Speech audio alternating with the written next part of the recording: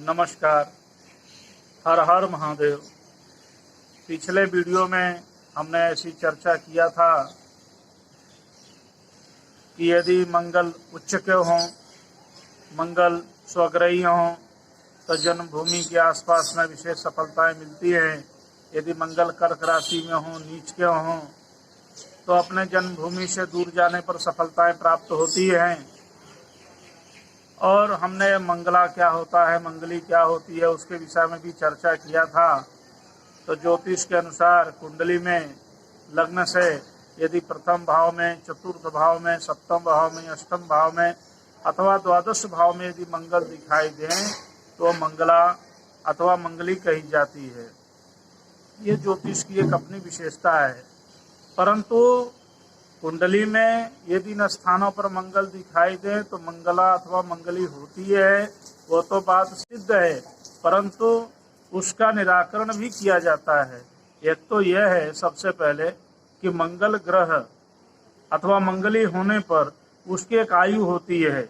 28 वर्ष तक मंगल का प्रभाव होता है। मंगली अथवा मंगला 28 वर्ष तक ही होता है, उसके पश्चात उनका प्रभाव समाप्त हो जाता है।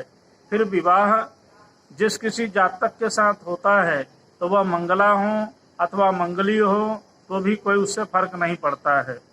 वर में अथवा कन्या में कोई एक में भी 28 वर्ष के बाद में यदि एक में मंगल है अथवा एक में मंगल नहीं है तो भी उससे कोई दोष नहीं होता है। तो कहने का अभिप्राय यह है कि मंगला और मंगली का जो दोष है वो 28 वर्ष में पूर्ण हो जाता है। दूसरी बात यह है कि जिस जातक के जन्म कुंडली में मंगली अथवा मंगला हुए तो उसी के केंद्र में, प्रथम में, चतुर्थ में, सप्तम में, दशम भाव में यदि शनि ग्रह होते हैं केंद्र में, अथवा गुरु ग्रह, बृहस्पति ग्रह यदि केंद्र में होते हैं, प्रथम भाव में, चतुर्थ भाव में, सप्तम भाव में, दशम भाव में, तो भी मंगल का दोष समाप्त हो जाता है। तो भी मंगल का जो प्रभाव है वो भी समाप्त हो जाता है।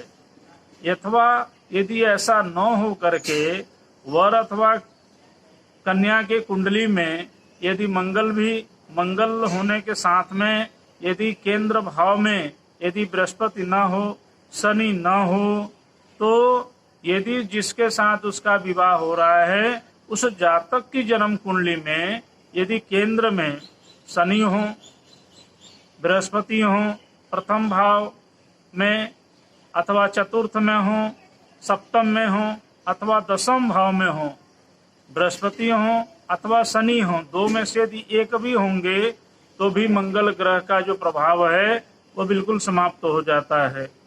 तो बहुत तरीके से मंगल ग्रह का या मंगला अथवा मंगली का समाज के अंदर अनेक तरह से व्याप्त हो चुका है कि प्रथम, चतुर्थ, सप्तम, द्वादश, अष्टम में जैसे मंगल दिखाई पड़ा लोगों ने तुरंत मान लिया कि ये तो मंगली है, मंगला है, तो इसके लिए लड़का अथवा लड़की मंगला और मंगल ही होना चाहिए।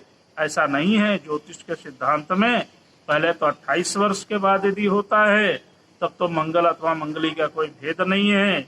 यदि 28 वर्ष के पहले होता है तो किसी एक के कुंडली में भी यदि कहीं पर गुरु अथवा शनि केंद्र भाव में दिखाई पड़े, प्रथम में, चतुर्थ में, सप्तम में अथवा दशम भाव में दिखाई पड़ते हैं तो भी मंगल दोष का प्रायश्चित हो जाता है। और यदि जिस जातक की कुंडली है उसी के अंदर दिखाई पड़ गया तब तो और भी अच्छा है।